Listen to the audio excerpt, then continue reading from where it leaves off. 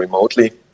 Dear speakers, I would like to thank you for joining us today in the evening after 2 intensive weeks of discussions, negotiations and side events. Together with our co-organizers, UN Habitat, IS Global and Uber, I would like to welcome you to our side event, Transitioning to Zero Carbon Mobility in Our Cities, Linking Transport to Energy, Climate and Health. My name is Jens Giersdorf. I work for the German International Corporation, GIZ, and I will moderate the first panel of this side event. I'm happy that we have 6 distinguished speakers that are joining us today. We divided our session into 2 panels. The first one will have a focus on Europe and will be opened by Mr. Matthew Baldwin from DG Move at the European Commission. The second panel will focus on Sub-Saharan Africa and will be opened by Dr. Heike Litzinger from the German Federal Ministry for Economic Cooperation and Development, BMZ. We are particularly happy that you could join us today, even though there are still ongoing negotiations at COP in which your ministry is involved. Before starting with our first panel, we would like to launch the first poll on sustainable urban mobility. The question is, what do you consider the most effective tools to reduce greenhouse gas emissions in urban mobility? Is it the avoid approach by integrated urban planning, shift approach, which means integration of sustainable transport modes, or improving urban mobility by restrictions for the commercialization of high pollutant vehicles or promoting new and low emission technologies? To answer the poll, please click on the Slido symbol on the left side under the session information or scan the QR code that is shown on the screen. We will share the results at the end of this first panel. So now I would like to introduce our first speaker. Mr. Matthew Baldwin is Deputy Director General of DG Move at the European Commission. He's manager of the EU mission for 100 climate neutral cities by 2030. And he's also the EU Coordinator for Road Safety and Sustainable Urban Mobility and Chairman of the UN Road Safety Fund Advisory Board. Mr. Baldwin, today the focus at the EU Pavilion is on transport, or has been on transport the last session today. Thank you for joining us and being at Glasgow at this time. There have been some interesting discussions on decarbonization of road transport, of aviation and of global shipping today. And we heard a lot about the importance of regulations in place or to be set by the European Union, the European Commission, when it comes to the mitigation of greenhouse gas emissions. In July, the Commission launched the Fit for 55 package. Could you please briefly explain how the climate strategy of the European Union and the Fit for 55 package will contribute to lowering emissions from transport sector in Europe? Please, Mr. Baldwin. Be delighted to. Hello, Jens. Hello, folks here. It's dark now in Glasgow on day 13, I think, of the COP26 negotiations. It's still very, very busy in the corridors, and I was just talking to some of the negotiators. They're expecting to be here for at least one more night, possibly 2. So the fight continues, and it's great, however, to be here for the last event in the EU Pavilion. And thanks to all the folks here who've done such a tremendous job of keeping the show on the road. And we still have a live audience here in Glasgow as well. And it's sort of symbolic, I think, to be talking about the Fit for 55 and our climate strategy here in the EU Pavilion. We're intensely proud of it, but we are also conscious of what a big challenge it is. So briefly, the essence of it is that the EU aims to be climate neutral by 2050, the first climate neutral continent. And we've set a major milestone along that way, which is to have a 55% reduction in greenhouse gases by 2030. Now, we've taken an extra step this time. We've actually passed an EU climate law which binds every member state to that 55% goal. In other words, it's not whether we do a 55% reduction by then, it's how we do it. And that's the basis to the Fit for 55 package, the quadruple F that we set out. And it's worth remembering that we're doing this at the time of the COVID pandemic. One of the most proud times I've had to be a European Commission official was in September 2020, when on the occasion of her first State of the Union speech, President von der Leyen made absolutely clear that despite the pandemic, we were not backing down on climate change. We weren't going to take a backward step. It had been very easy to do so. The economy was struggling, people were under pressure, and instead we she stressed that we are going ahead. We're going ahead with Fit for 55 because we know we can do it.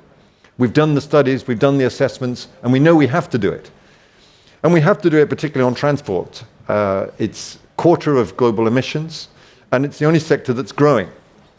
And then we brought out, to try to set out our plans in more detail, in December 2020, the Sustainable and Smart Mobility Strategy. I'm sure you've heard a lot about different aspects of that during the course of the day. But in a nutshell, the Smart and Sustainable Mobility Strategy is the sector's license to grow. To grow, we need to be sustainable as a sector. The EU Green Deal is the EU's new growth strategy. It's not a decision to put the economy to one side or to put jobs to one side or indeed to put digital growth to one side. It is to embrace those new technologies and new ideas to get us over the line. And by the way, it also singles out the need for action because we're so much more aware now of our external costs. Somewhere between 600 billion and 1 trillion euros a year are triggered by mobility in terms of generating external costs. And when you look at those areas, it makes it very interesting, I think, in terms of our urban mobility and making it sustainable. 40% of those external costs are environmental, relating to greenhouse gases, but also to the cost of air pollution, to noise, to habitat degradation. 30% of them are due to road congestion, 2% of the EU's GDP, and another 30% relate to the cost of road crashes.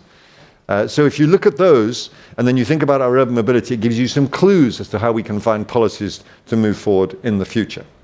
But in an essence, the Sustainable and Smart Mobility Strategy says, this is the game plan, all of our modes need to be sustainable. You've heard during the course of today, aviation, shipping, rail, of course, but also road transport of all kinds, all must be sustainable.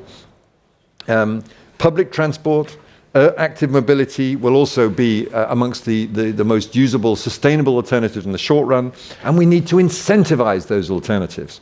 We can't put all our eggs in the basket, for example, if we're thinking just about electric vehicles.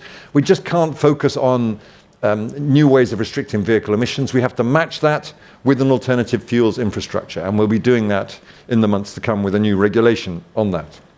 So let me put the stop to my ramblings there, Jens. That's the essence of the plan of how we bring transport into a new sustainable era as part of the overall climate plan set out in Fit for 55.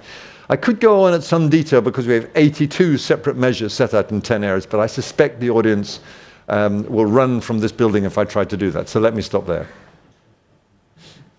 Thank you very much, Baldwin. Matthew, is very impressing, the different activities of the European Union on promoting mitigation of greenhouse gas emissions and urban mobility. Could you maybe, if we still have some time, could you please say some words where the EU is already performing well, but where there's also some room for improvement if you want to reach these ambitious climate goals until 2030 when it comes to urban mobility? Maybe just give a brief insight into the ongoing challenges in this area before we come to the next speaker. I'll be very short in this area because I have mercy on you late on a Friday afternoon. Urban mobility is central. It's also central to my interests. And I came to it through road safety, and I'm finishing it, I hope, with the project to have 100 climate neutral cities in the European Union by 2030, which is a very exciting but very challenging target. In the meantime, we're going to come forward with an urban mobility package in mid-December. We're very excited about this because it's taking some of the themes we've been playing with since 2013 and trying to go further and deeper with them. For example, we're going to revise the 10T regulation, the Trans-European Networks for Transport, to make a stronger focus on what we call the urban nodes. We all talk a lot about first and last mile, both for passenger and for freight transport. Well, the urban nodes are where that takes place, and we need to do much more to promote multimodal connections. We also need to do much more to promote sustainable mobility tout simple in terms of ensuring that each of our urban nodes has a sustainable urban mobility plan. How are you going to promote active mobility? How are you going to connect that up better with public transport and give us all those multimodal alternatives we're looking for? And if, by the way, any of your cities across the European Union or beyond are tuned in, we will be launching our call for expression of interest for the Climate Neutral Cities Initiative later this month, on or around the 25th of November. But if you're interested, check out the details under the Horizon Europe website and have a look for our mission for 100 climate neutral cities. We'd love to have your city join us. We're looking for cities from the east and from the south, as well as from the north and the west of Europe. Cities of all shapes and sizes, of different levels of preparedness. And we're going to look to get to neutrality on mobility, on energy generation, on buildings, across the whole sphere of cities' activities. Be quite a challenge. We'd love to have you with us. Thank you very much, Mr. Baldwin, for this call for action and call for applications from the European cities. Looking forward to these important announcements when it comes to urban mobility. Thank you for setting the scene for the discussion on low-emission transport in Europe. After this perspective of the public sector, I would now like to come to the private sector. Our next speaker is Mr. Jamie Haywood from Uber. Jamie Haywood joined Uber in June 2018 as the Regional General Manager for Northern and Eastern Europe. The role covers Uber's rides business in more than 70 cities and 12 countries. Previously, Jamie was at Amazon as the Director of Electronics Divisions in the UK. Mr. Haywood, thank you very much for joining us. Last year, Uber announced the commitment to operate a zero-emissions platform in Europe by 2030. Could you please give us some insights into how Uber cooperates with cities and transit agencies to implement this platform?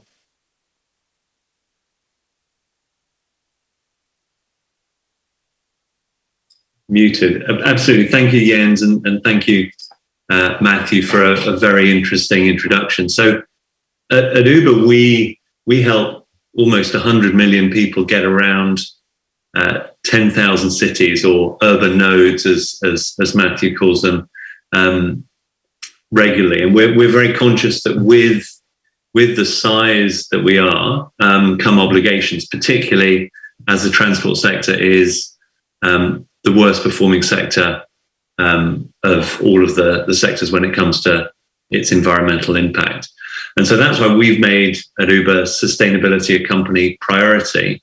And our ambition is really to provide a genuine zero emissions alternative to private car ownership, which is why for our ride hailing service, we've committed to be zero emissions across Europe, the US and Canada by 2030 and globally in 2040. And in London, which is one of the cities I look after, we've committed to be fully EV by 2025.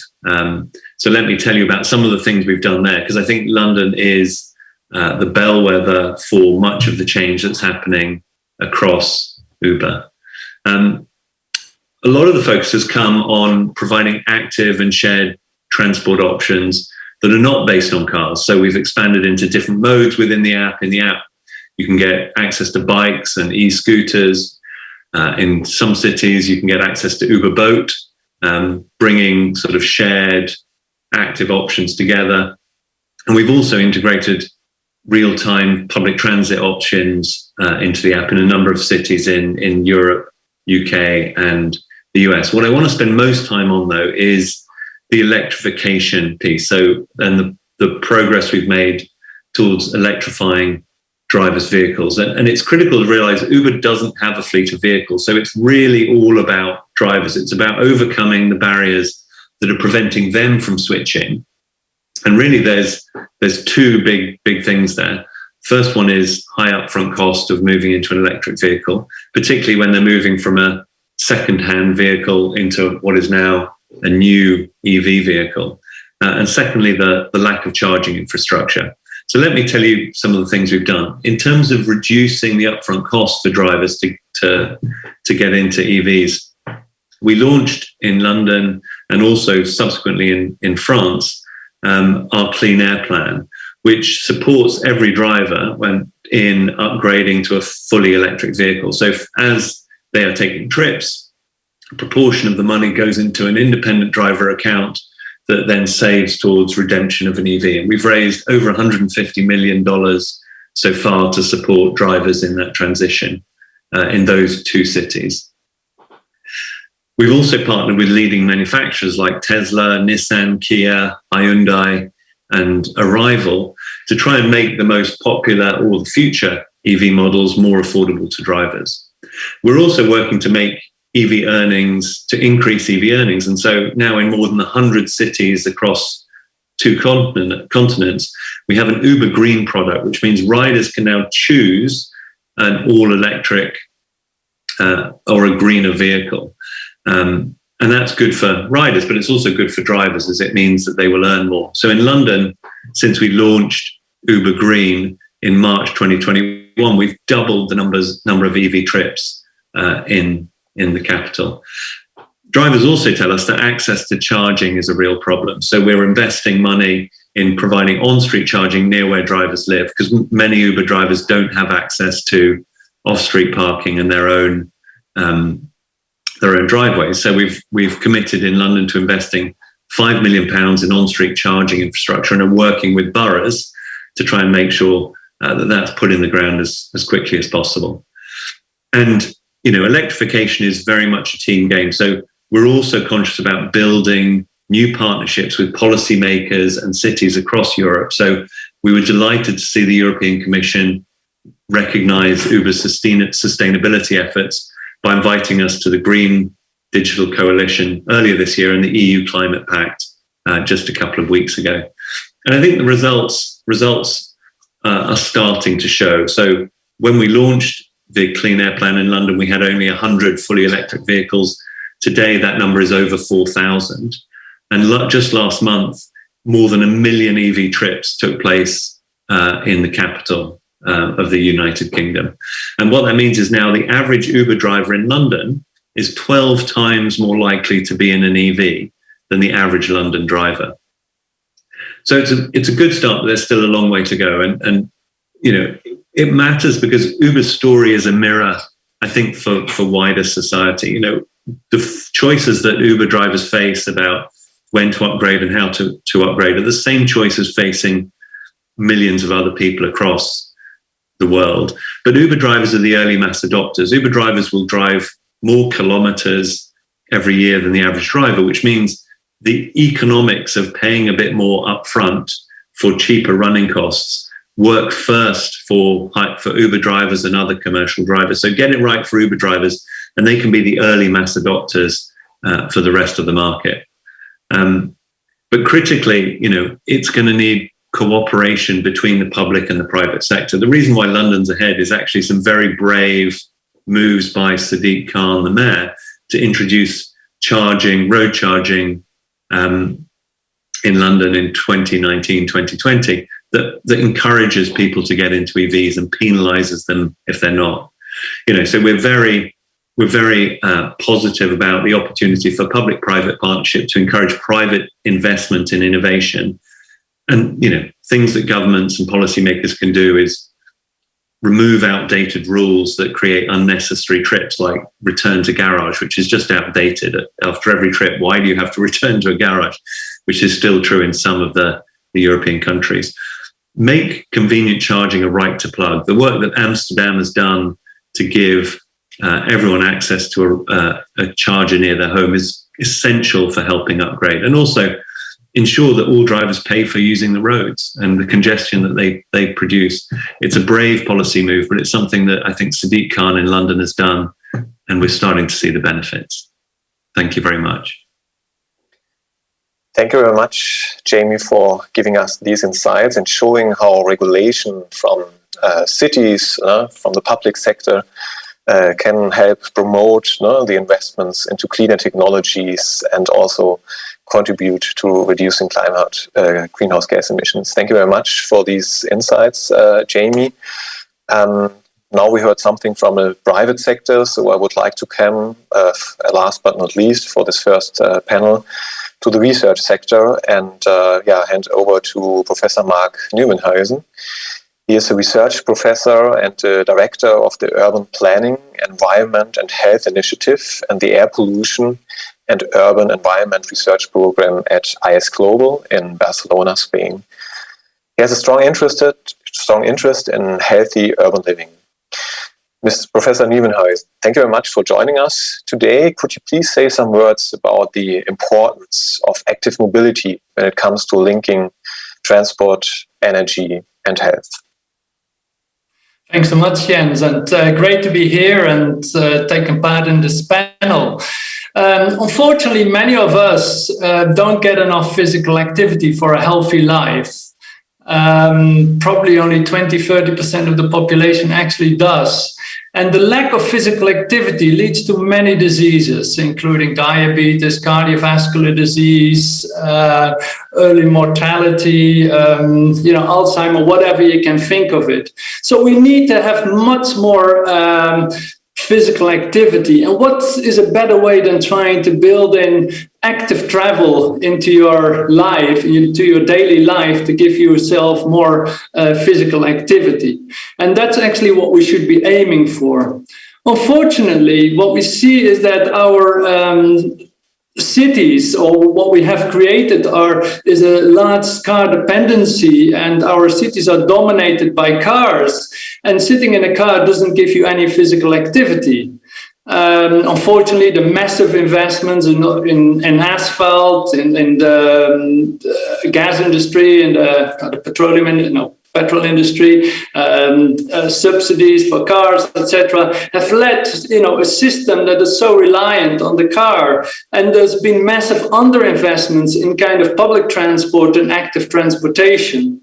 Now, fortunately, some cities are trying to realize this and starting to reverse the trend by trying to reduce car use in the city and try to steer people towards public and active transportation, what provides actually much more physical activity. That's extremely important for people.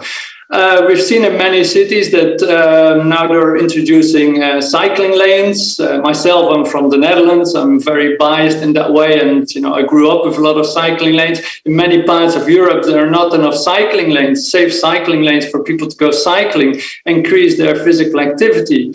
Fortunately, we've seen this is now happening. And what we see is when you get more cycling lanes, safe cycling lanes, people start to cycle more. But it's very important to get more physical activity. But of course, cycling is one way. The other way is walking. And walking is very important way also to get more physical activity. Having said that, for the longer journeys, you still need public transport probably. And that's also not bad for physical activity, because walking to a public transportation or walking from there to your destination can also provide physical activity. So what we need to do is look at our cities again, what we have at the moment, and replace the structure that we have for cars to actually with something that can be used by active transport users. And, cities have started to replace asphalt with, for example, trees.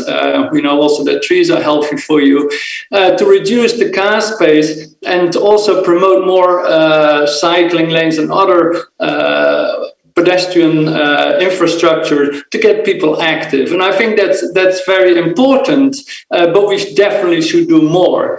Particularly because at the moment, there is not much equity in this. I mean, car users normally are richer, can afford to drive, etc. And, their journeys are quick and comfortable, while the others that don't have as much money suffer in this way. So, to create a much more equitable society, we should push people towards public and active transportation. How can we do this? As what I said, it's investing in new infrastructure for public and active transportation, and particularly also look at our design of our cities. If my own city, for example, Barcelona, at the moment, 60% of public space is actually used for cars. Our streets are public spaces.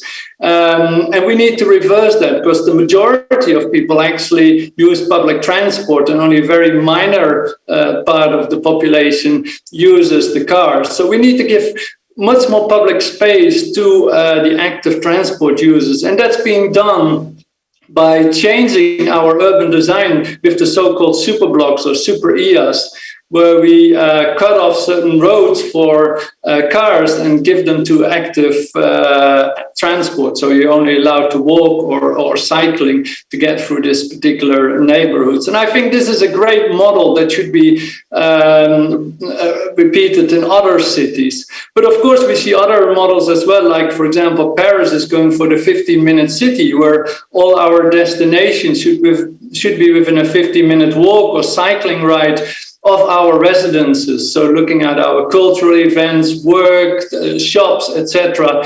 And I think this is kind of also a model that we should be aiming for, so that people are not reliant on the car to get to their shop or to their work.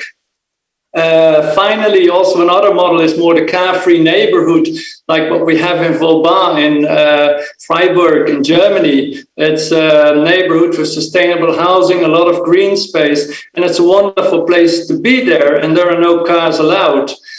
People walk and cycle or take the tram to the city center. So I think we have examples where we can change our, currently cities for cars, I think, what we call it, for cities for people. And I think that's extremely important to get more physical activity and make our population much healthier than it is at the moment.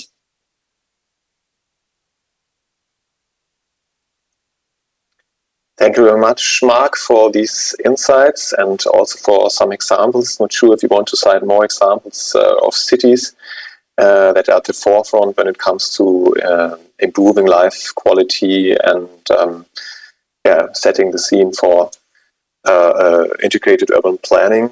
Thank you very much for your contribution. And now I would like to have a look onto our poll here at the end of this first panel.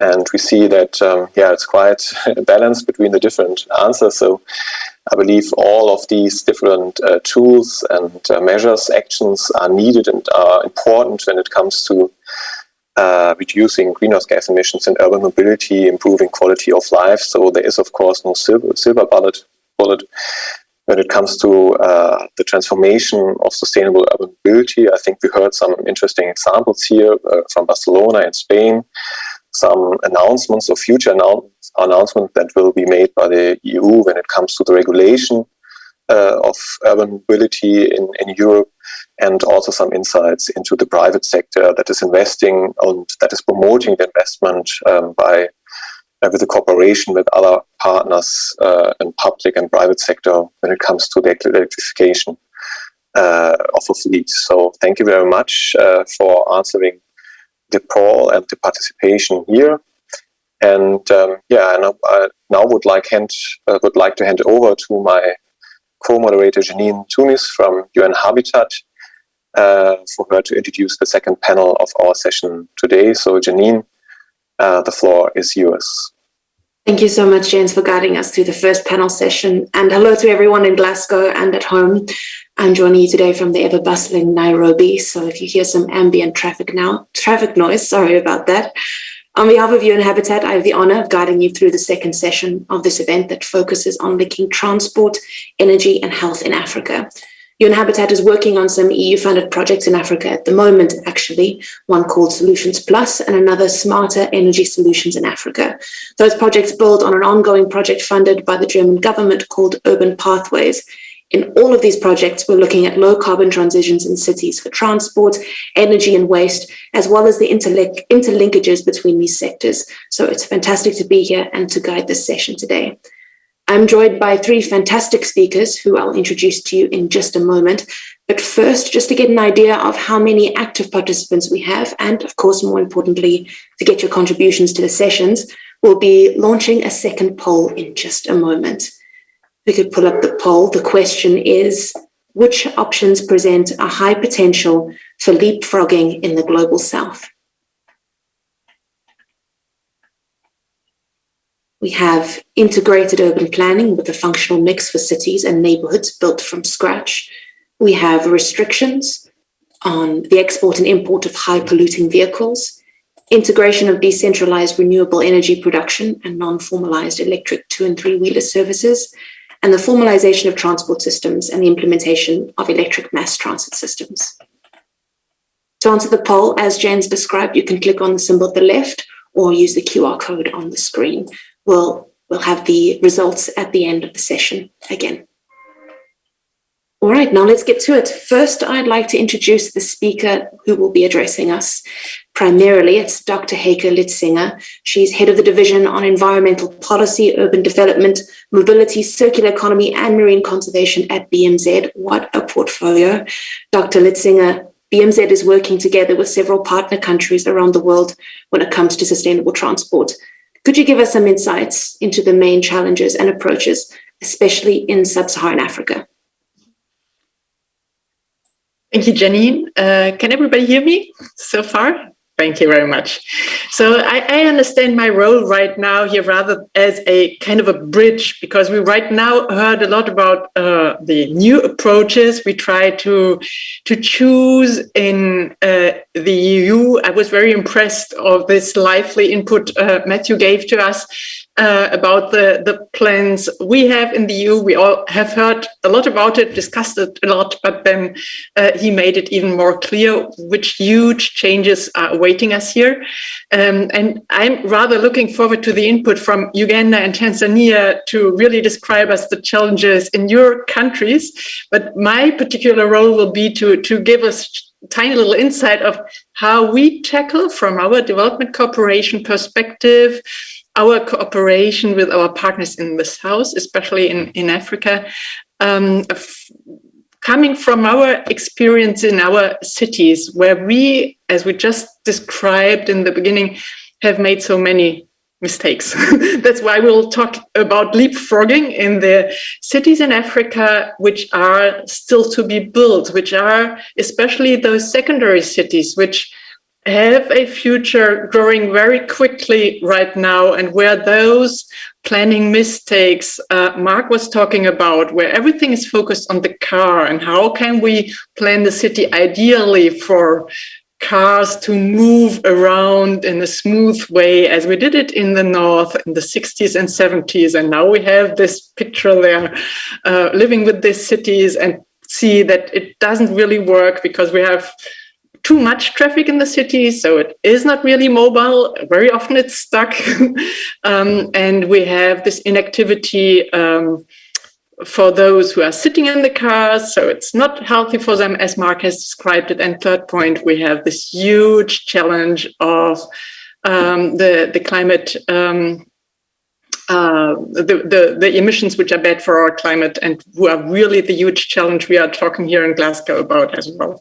So I will talk a little bit about what we are doing in our ministry, and then I'm very curious to hear what the other panelists from Uganda and from Tanzania are going to describe from their perspective. So we know that the carbon budget that we have in the transport sector is very limited. By 2030, we need to reduce the emissions from the transport sector by 50% in order to stay within the 1.5 degree target. So we all know ambition is good, but we need immediate action in the north and in the south as well. But well, the north is obviously at the given point the bigger problem.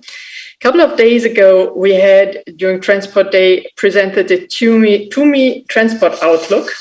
TUMI is, in our ministry, our Transformative Urban Mobility Initiative, which is kind of the roof under which we are working in the field of transforming mobility to a sustainable way.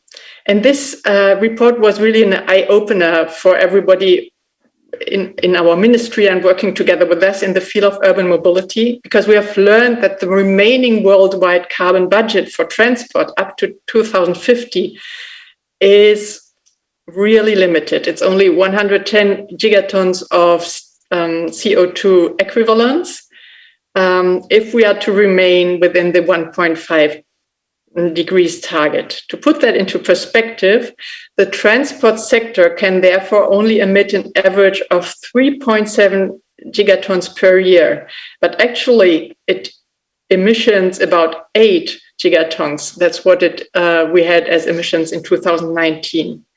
So we really have to change our ways of being mobile, because otherwise we will spend this budget within the next 10 to 15 years. So we need to reduce, to achieve the 1.5 degrees target of the Paris Agreement, we need to reduce transport emissions by 50% by 2030. This shared global challenge manifests itself as very different challenges to different regions of the world. For instance, we need to leapfrog in regions such as Africa, as I tried to describe in the beginning, in order to avoid lock-ins into unsustainable mobility modes and increase access to mobility for all. Europe, we need to transform our cities and the way we move around, while many African cities, from our point of view, are growing rapidly and want in the first place to meet the increasing demand for transport of their citizens. That's why we must better understand how cities grow, how people move about, and what measures are effective. For this, we need reliable data. More than 35% of the largest cities in the world and 95% of the largest low and middle income cities do not have any data on land use or transport. So this is why we are working within the framework of the TUMI Data Initiative to turn mobility data into value for sustainable development. We think we can, meanwhile, use experiences from other cities around the world to do things better right from the start.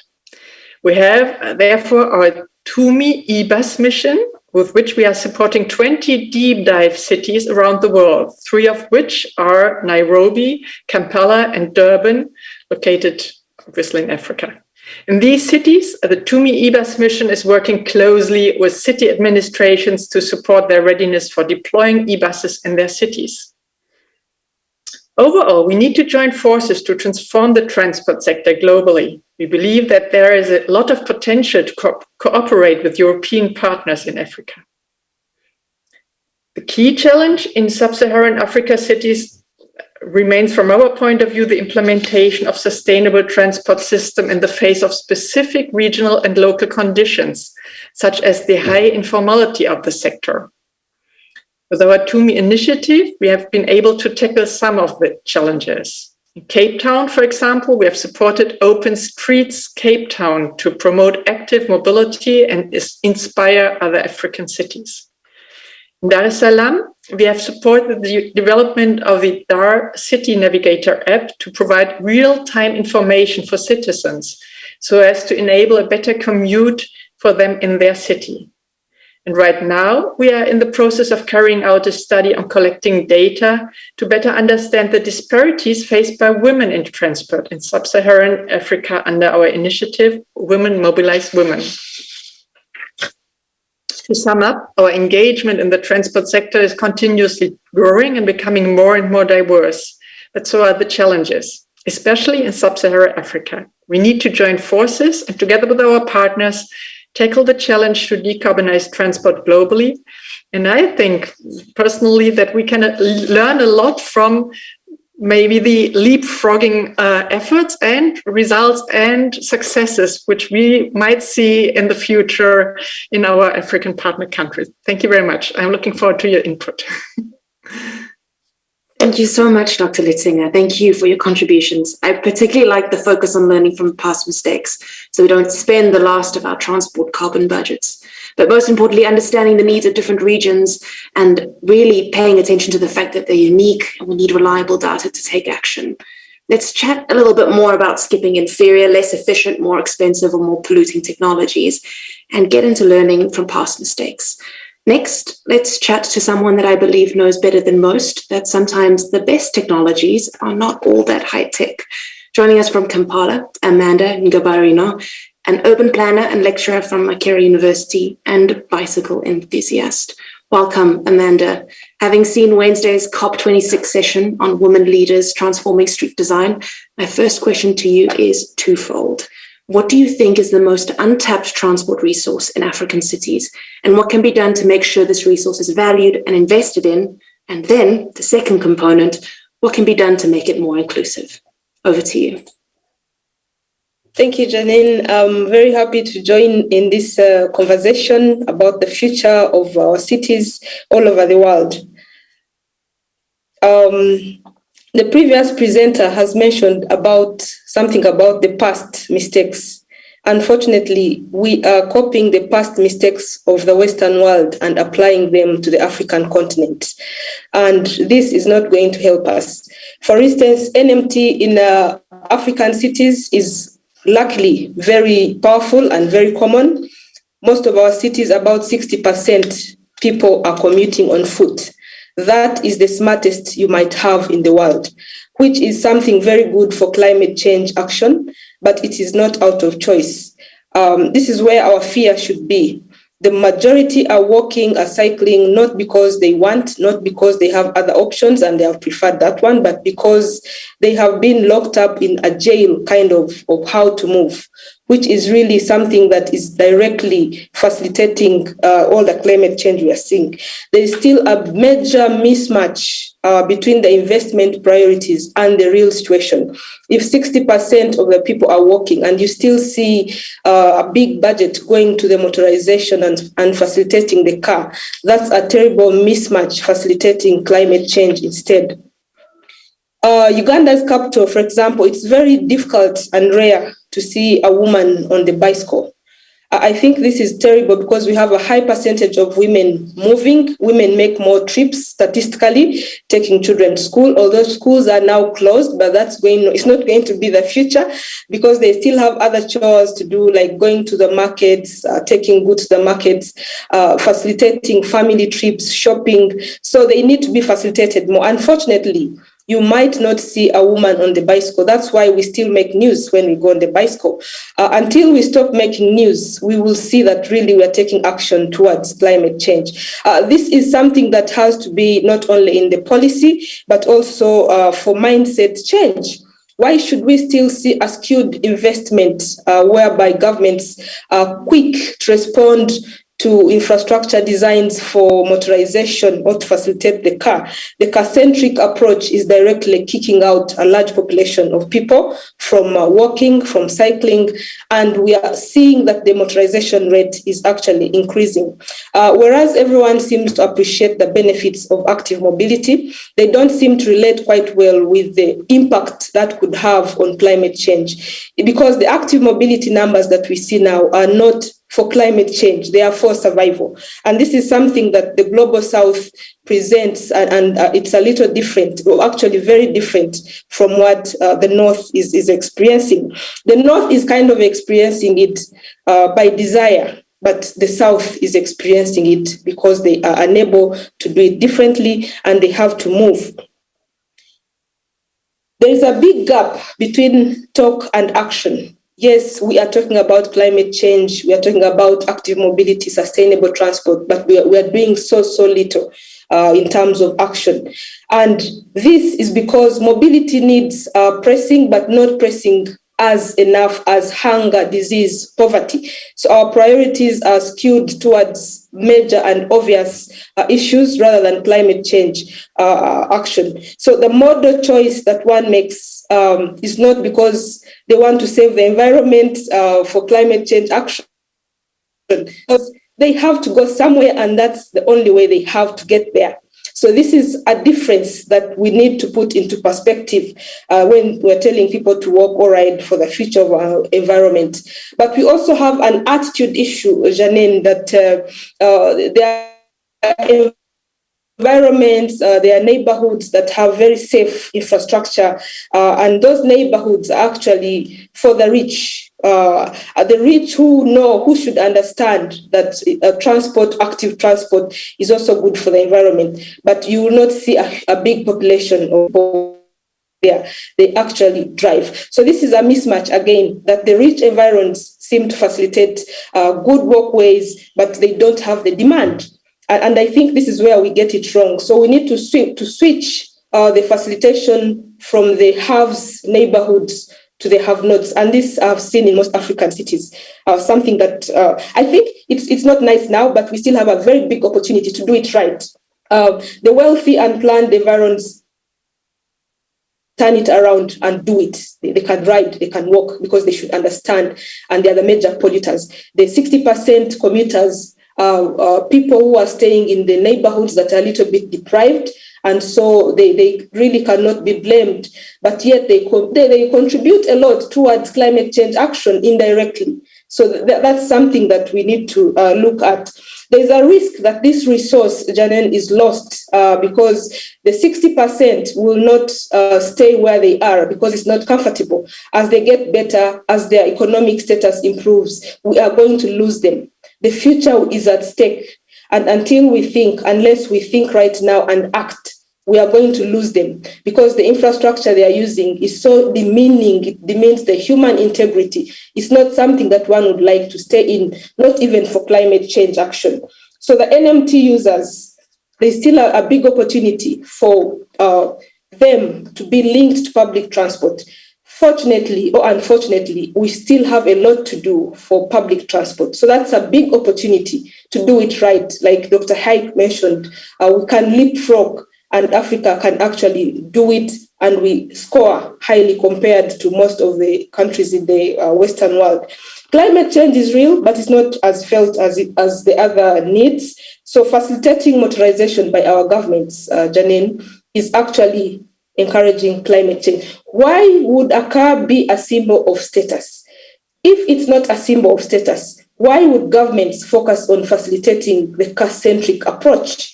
By facilitating that approach, they're actually answering the question that, yes, a car is a symbol of status. That's not the future of any city.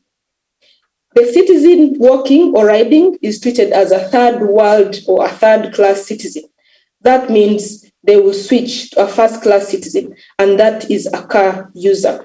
So I think governments, lastly, and decision makers have to put these issues into perspective and look at the long-term vision for the future of our cities, and they should not live for only today and tomorrow.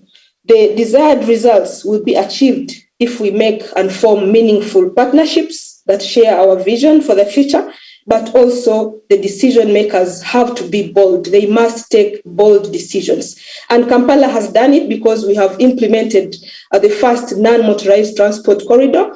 And this was for beautification, improved road safety. It was for better business, but I'm sure it's contributing towards better air quality and hence climate change action outcome. Thank you, Janine. Thank you, Amanda. I always love hearing you speak. You have such passion for this cause, and it's great to really hear the emphasis on how important it is to allow people to move through their cities with dignity, make it a mode of choice and not one of necessity. Thank you so much for sharing with us. I'd now like to move on to our next speaker, Sisti Basil from the Eleko Foundation. Sisti is the Executive Director for Eleko, based in Tanzania. It's focused on establishing people-focused energy systems that are sustainable, affordable, and resilient by working with frontrunners in the energy space. Welcome, Sisti. I'm going to dive straight into the question. How do you, through your engagement at Eleko, support energy access and the transition to renewable energy? Thank you very much, Jen, for having Eleko and for having me. I think this is a very good discussion to be having regularly. We should not be waiting for COP for this to happen, I would say.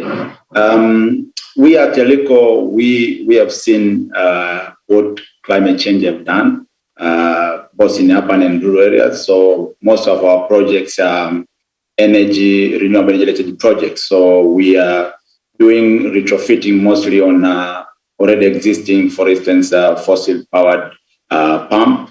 We do refrigeration to rural areas, and also we also work with the community in last mile in terms of irrigation and all that. Because we think some of the issues relating to impact of climate change can easily be tackled using the latest technology, including the cheap and now available solar water pumps. And we have been doing this also working on the e-mobility, electric mobility, mostly looking at designing and the prototyping of already existing three-wheeler and two-wheelers. We are currently doing retrofitting, removing the diesel and petrol-powered engine from 2- and 3-wheelers here in Dar es Salaam, and really doing testing on solar, because as you know,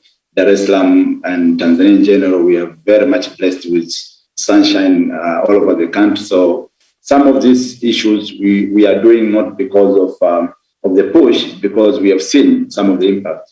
As you are speaking now, for instance, I'll tell you one example. In Kilimanjaro, which used to be a very cold region in Tanzania, the temperature is 36 of today, which is the highest compared to any region in the country. And we are saying these are the impacts which might not be generating from ourselves, as Amanda just said. But yes, so should we wait and see what would happen from the north? We are, as a local organization, we are really working along with other partners from EU and other countries to say, we can work together in solving this. Thank you.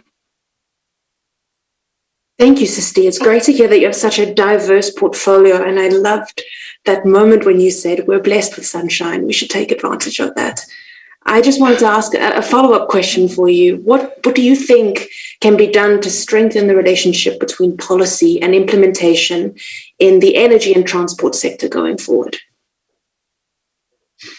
I think first it's good to also understand within the East Africa, if we have to compare Rwanda, Kenya, and Tanzania, we are a bit backward when going into moving from, let's say, electric mobility.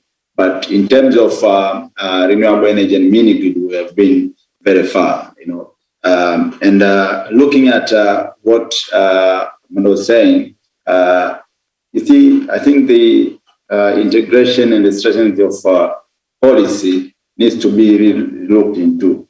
For instance, if we want to really go into the path in which the North are going, we have to look into stuff like subsidies, for instance. There's no difference, for instance, now if you want to order a car from Japan, which is fully electric powered, and the one which is not, And then if you look at transport policy, if you read the Tanzania transport policy, there's no area where you definitely see an EV being mentioned. If you look at the climate change strategy for both mainland and Zanzibar, you will see people talking about energy switching, and that is also very, very, very broad. And we have to also understand that an investment needs to be done here, because we have also been working on mini grid and also renewable energy technologies, especially on solar. And it's expected that by 2030, we'll be having 1.4 million battery needs to be recycled. And this is also brings another opportunity for second life use battery for e-mobility, and that does not really exist. We don't have any recycling plant and also even a recycling policy. But also, there have been some initiatives which have been done here. The tourism sector, for instance, has attracted a lot of investment on cleaner energy. Now we have SUVs going into the Serengeti, going into the Kilimanjaro National Park, but that also comes with a cost. I was reading just yesterday that retrofying or modifying one SUV, a Land Cruiser, might cost up to 45,000 USD, and this for a regular Tanzania, it's be a big surprise. But also, as I was hearing what we were discussing and hearing from the global north, with the commitment by 2030, 2025, a friend of mine actually told me recently, probably sister, we need to rethink of a car business, because if that goes on, that means most of cars from Europe, they'll be sold at a very cheaper price, so shifting the burden maybe to African countries, but also that bringing another opportunity of retrofitting back in Africa, and also and also in Tanzania. And also looking at Tanzania, for instance, there have been a lot of attempts, with like the Nico discovery, whereby, there was some pronouncement about having electric car assembly in Tanzania, but also production of batteries. And I think other countries, we need really to go into assessing ourselves, as Amanda was saying, what we need, because for the past 5 years and the coming another 5 years to 2025, our priority has been into infrastructure development. But then that does not really look into, e-mobility into such, like things like charging stations, walking pathways, cycling pathway.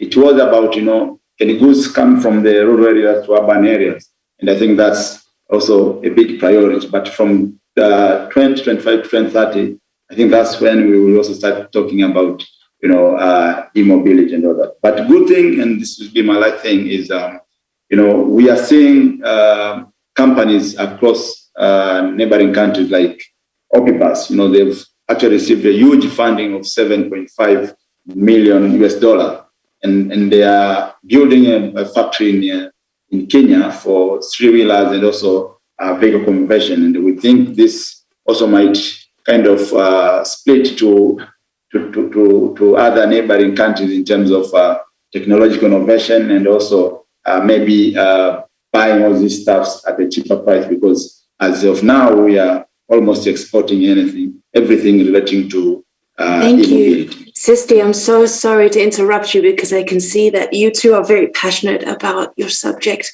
but unfortunately we need to move on to the next steps to close, or otherwise they'll kick our live participants out of the room at Glasgow.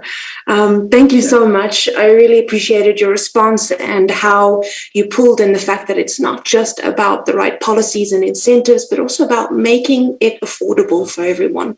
Thank you so much for your contributions. I'd like to ask the session organizers to pull up the results of the poll now, so we can have a brief moment to reflect. And let's see. Greatest response from integrated urban planning with a functional mix for cities and neighborhoods built from the street. Love that. Really appreciate that response, because that built in very well with the idea that we need an integrated solution going forward. I will say that I've thoroughly enjoyed this session from beginning to start. We had Matthew in the beginning talking about the 100 climate neutral cities, then also James talking about the potential for greener commuting, Mark emphasizing the importance of physical activity, and Dr. Litzinger then emphasizing again this important need to focus on reliable data and to create the lessons learned in order to make sure that we don't duplicate the mistakes of the past. Amanda always passionately talking about the needs of people walking and cycling, and Sisti at the end there really just emphasizing the need for an integrated approach to making sure that our cities are sustainable and that the solutions are accessible to everyone. Thank you so, so much to all of our speakers and all of the people who have attended the session today, both from home and from Glasgow. I'd like to thank you 100 times for spending your time with us today. Thank you.